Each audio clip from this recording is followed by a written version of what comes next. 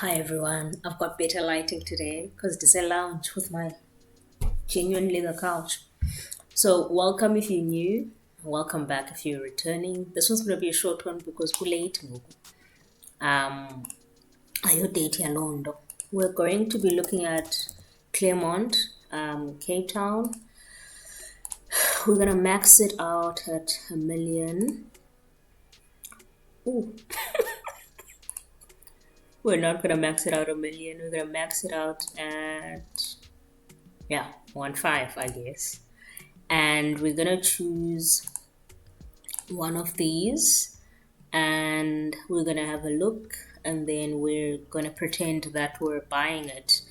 You guys are familiar if you're returning with the property model, so we're we're going to run with that. All right, so the description says 1.5, 83 squares, 2 bed. It's nice because it's also giving me the name of the complex. I think I already have that report. And then, okay, you've got a garage. That's nice. That's very nice for Claremont. It's hard for those to come by. Cool. Let's step in. Okay. Okay, it's quite big. Very spacious. Walls are clean. Oh, the balcony is nice. Kitchen's a bit outdated, but they did try with the glass cabinets. Yeah, they also tried here.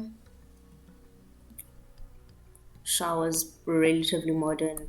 Here you could just maybe change the covering and then the handles. Yeah, this is fairly nice. Oh, beautiful view of the mountain. That's what agents sell you. Okay, there's a play area. Yeah, this looks pretty good. And then there's the garage that comes with your unit. All right, let's grab these numbers and let's put it in our model. Okay, so that is the market value. We're gonna offer 1.4. I'm putting it a bit higher than our usual 10% discount simply because Claremont is hard to come by. Because of asset management concentration, because of the schools in Rondebosch, which are considered good schools, and then there's of course UC teachers neighboring, so there's a big demand in that area. I'm gonna keep this discount or opportunity cost the same. Bond amount, transfer costs automatically calc. Let's see if they mention anything about the levies. All right, so they gave us levies of 2.1 and rates and taxes of 755. Okay, 2,100 rates and levies of. Did I already forget? 755, yeah, 755. Bad debts, I'm gonna make quite low or allowance for bad debts because the area is quite, it's got high earners. I'm gonna put it like that, but we'll double check. I'm going to keep it at 5%. I'm happy with that. Repairs and maintenance, property management. It is quite an older unit, so I'm happy to bring this up a bit, maybe to 7.5%. Property management, I'll keep at 5. Vacancy, I'll keep at 0. Or lease up window, rather, I'd keep it 0 because I'd advertise in time through my agents. But then the vacancy, I will do a 1/12 in case I have students or just to be safe. I think that appreciation is decent. Length of hold, let me do 20. I'm going to do 20-year holding period, 20-year bond. I'm going to keep this at 11%, although it could come down, seeing as we've had an interest rate cut, but I'm happy to leave it at that. Levies, rates, I'm happy to keep at that as well. We're seeing an appreciation over the 20 years at 6.2, which is on the high side, but we spoke about Cape Town last week, right? So that is not outside of what we would expect. Maybe I could bring it a bit down to 6. We're expecting a sale, price of 4.6 at the end. And like I said, it's being offered for 1.450 and we're offering 1.4, which is a 96% or 97% offer as a percentage of the listing price. a bond repayment of 14, a rental amount of 13. I think it's pretty decent. We're getting a 10% annual rental yield, which is higher than our discount rate of 6.3. But let's see if you're actually making any money. You are not. You're losing money significantly. You are losing a significant amount of money. I'm just trying to see. Yeah, all right. So in year one, we're doing leveraged, right? Because we're borrowing money. In year one, it's the minus 85,000, which is just your transfer costs. In year, times zero. And then in year one, it's 83 that you're losing. That's about 5K, it's about 7K a month. And then it continues like that. And it doesn't really get better if we're being honest. It doesn't really get better if we're really being honest. It's a 0% in terms of the leveraged cash flows. You're losing money until the very end, until you get out. So this is not a great investment at this, offer. So what I'm going to do is I'm going to try and see. So like I said here, you're losing money significantly. On year 19, you're losing about 47,000 Rand a year. 48, 12, that's about 4K a month that you would be contributing towards this investment after 19 years. So what I want us to do, I want us to quickly pull the report for this complex, which if you'll remember, we said was Linwood. I hope that didn't close. We said it was Linwood. We're quickly going to pull for Linwood Gardens and we're going to have a look-see at can we possibly be more cheeky about this 1495? And I'm wrong. I put 1450. It's actually 1495.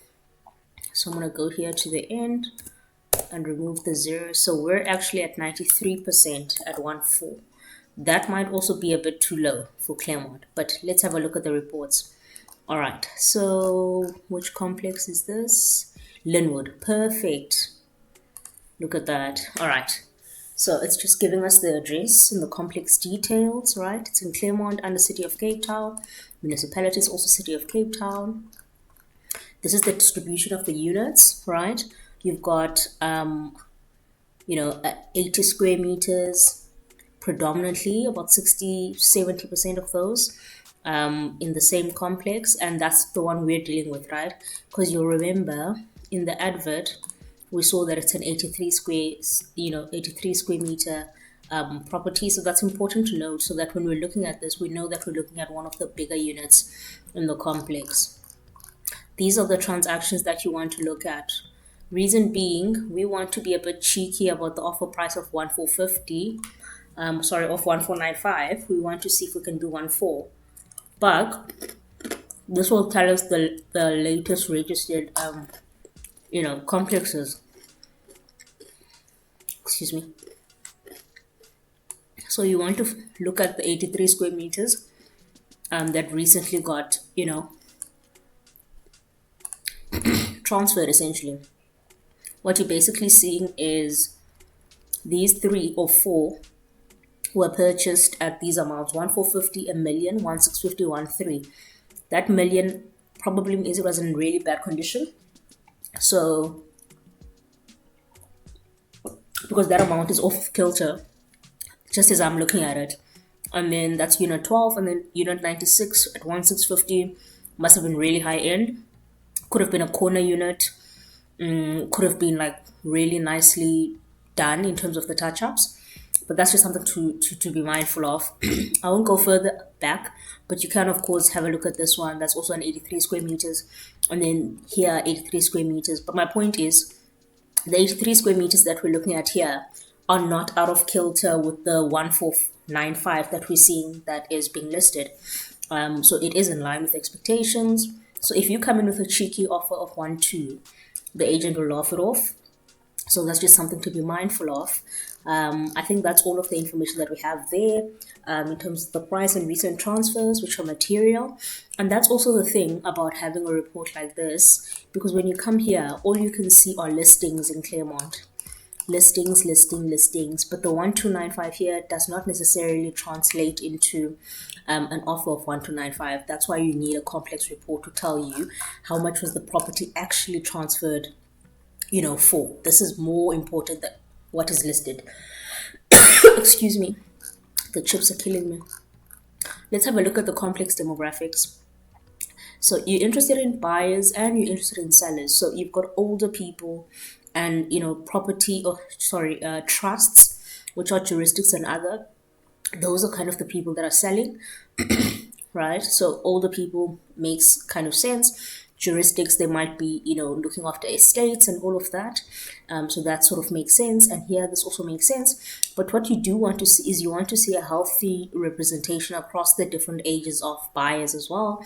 So having older people is important because it means that the area is seen as, safe and accessible, close to medicals, and all of that. Should it be something that you want to buy for the long term, you want to think ahead. But the 30 to 40 range is also quite important because you've got people who are buying for children that are going to be school going age should they wish to start families. And then your 40 to 50 is largely people who already have families, so you've got a huge I guess demand in that sector, and I think that's quite important for us. And then current owners, healthy, like I said, you've got some touristic and trust. So I like a healthy representation of that because usually these people buy for very high net worth individuals or families that invest in property as a whole. So it's good to have that represented in an owner's report. And like I said, there's some older people, again older people, so that's about 20%. So they could be buying for investment or they could be buying to live. To live means that the area is safe and it's close to hospitals and all of those type of things. Again, 60, 70, 80, I like this healthy representation. That's about 40% of the unit. It also means that they have experience, right, in running the sectional cycle, which is an important part of managing a scheme. And then you've got the young guns coming in here. This is not unlikely.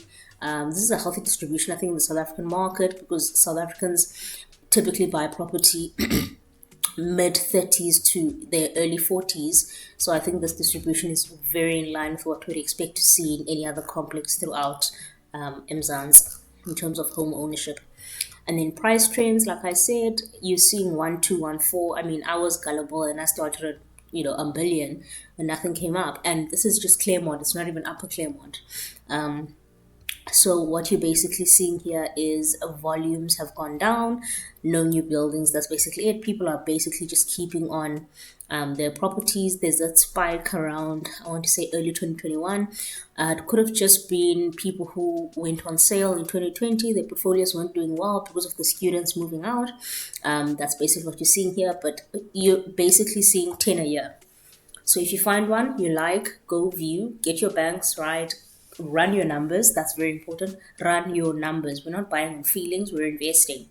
Run your numbers, and then when you're good with everything, make the offer because the agents are not playing. With 10 a year, if you see something that you like or you've been waiting for, you need to get in there. And then this is also quite nice. It shows you the proportion of people, it's an estimation rather, of investment properties in the area. So it's about 60%. That makes sense. Like I said, Claremont is close to a lot of asset management companies. It's close to University of Cape Town. It's close to a lot of the schools in the southern suburbs. It's readily accessible. Saks, your Rhonda Bosch girls, your Rhonda Bosch boys, your Sensitians, not Sensitians, what is this one? Sensu, I'm pronouncing that wrong.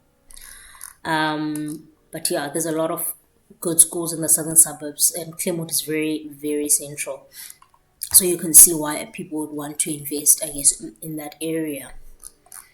And then in terms of bond information, here you want to see a healthy split, because if the bank is overly levered here, then your chances of getting accepted are very low at your home bank at least.